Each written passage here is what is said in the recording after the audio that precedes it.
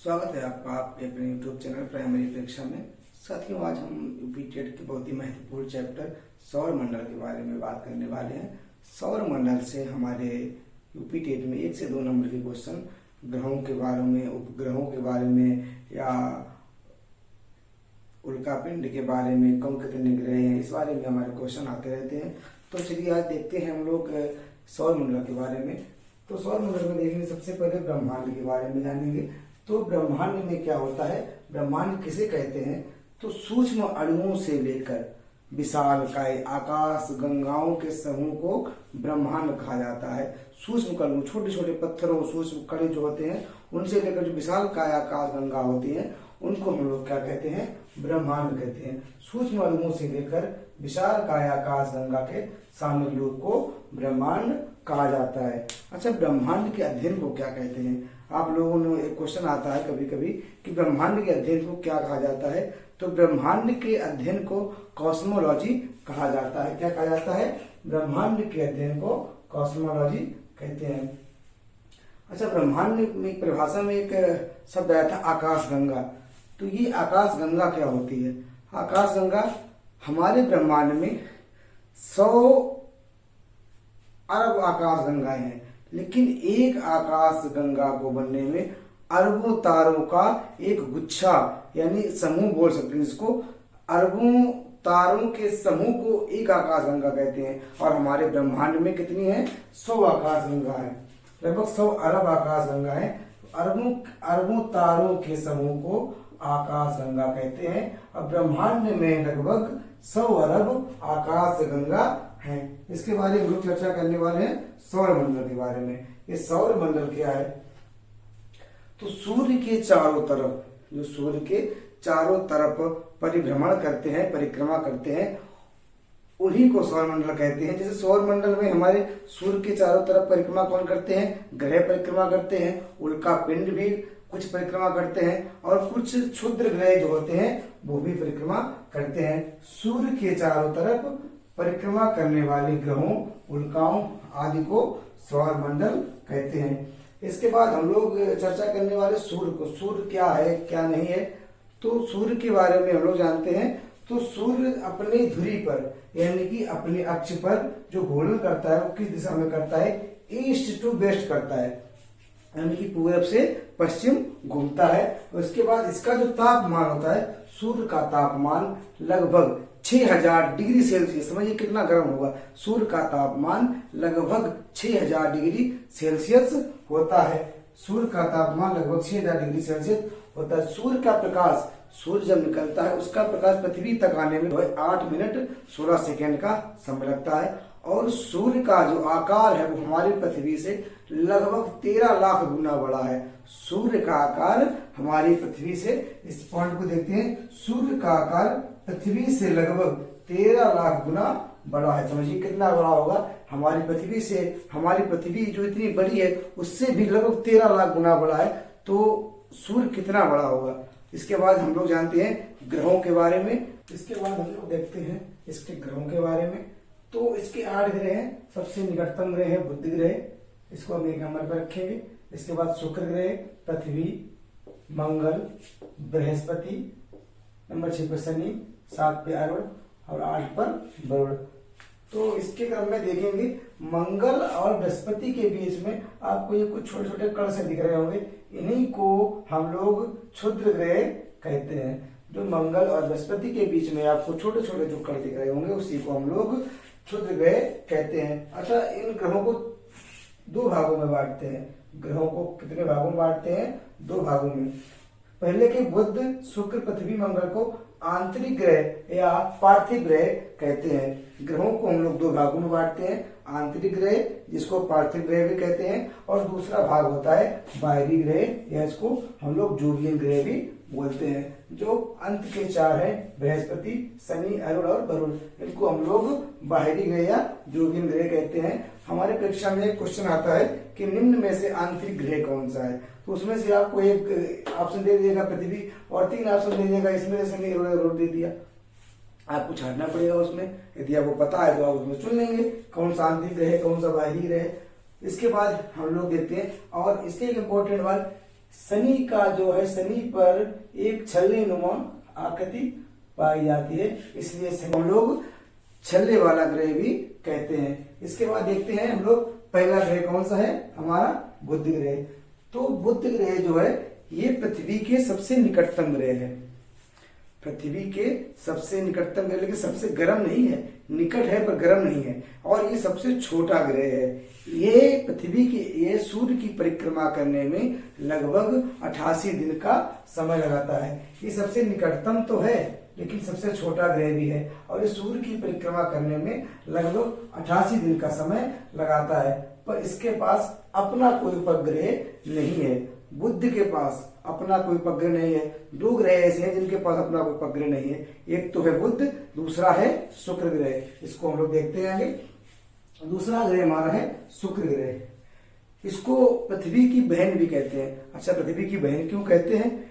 इसका जो आकार है पृथ्वी के आकार के लगभग समान है, इसलिए इसको पृथ्वी की बहन कहा जाता है। शुक्र ग्रह पर CO2 कार्बन डाइऑक्साइड लगभग 90% की मात्रा में पाई जाती है, इसलिए इसको सबसे गर्म ग्रह भी कहते हैं। किसको? शुक्र ग्रह को सबसे गर्म, 90% CO2 की मात्रा 90% होने के कारण इसको गर्म ग्रह भी कहते हैं।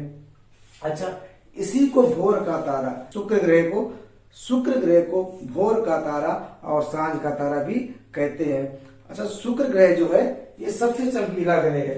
शुक्र ग्रह सबसे चमकीला ग्रह है, इसके पास भी अपना कोई उपग्रह नहीं होता है। इसके बाद हम लोग देखते हैं पृथ्वी के बारे में। इसको नीला ग्रह क्यों कहते हैं? पृथ्वी को नीला ग्रह भी कहते हैं। क्यों कहते हैं? पृथ्वी पर जल की अधिकता के कारण ब्रह्मांड से देखने पर पृथ्वी नीले रंग की दिखती है, इसलिए इसको नीला ग्रह कहा जाता है। अच्छा, पृथ्वी के पास अपना एक उपग्रह है, इसका क्या नाम है? इसको हम लोग चंद्रमा कहते हैं। पृथ्वी के पास जो उपग्रह है उसका क्या नाम है? चंद्रमा। पृथ्वी को हम लोग नीला ग्रह कहते हैं, और इसके पास अपना एक उपग्रह है जिसको हम लोग चंद्रमा कहते हैं। ये अपने अक्ष पर 23.5 अंश झुकी हुई है। कितनी? 23.5 अंश। पृथ्वी अपने अक्ष पर 23.5 अंश झुकी हुई है। लेकिन पृथ्वी का आकार कैसा है? पृथ्वी के गोलाकार है? नहीं, पृथ्वी का आकार चपटाकार है। पृथ्वी ऊपर से चपटी है, इसलिए इसको चपटी गोलाकार आकृति या इसको भूभाग भी कहते हैं।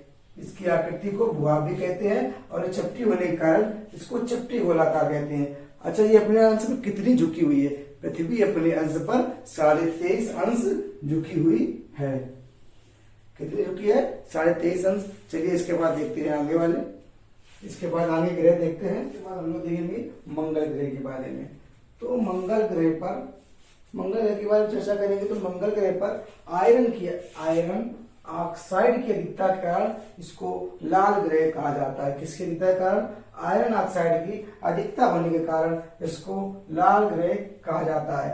मंगल ग्रह के पास अपने 2 उपग्रह हैं जिनको फीबोस व डिवोस कहते हैं। सौर मंडल का सबसे ऊंचा पर्वत क्या नाम है उसका? निक्स ओलंपिया कहाँ पाया जाता है? ये मंगल ग्रह पर पाया जाता है। सौर मंडल का सबसे ऊंचा ग्रह निक्स ओलंपिया मंगल ग्रह पर पाया जाता है।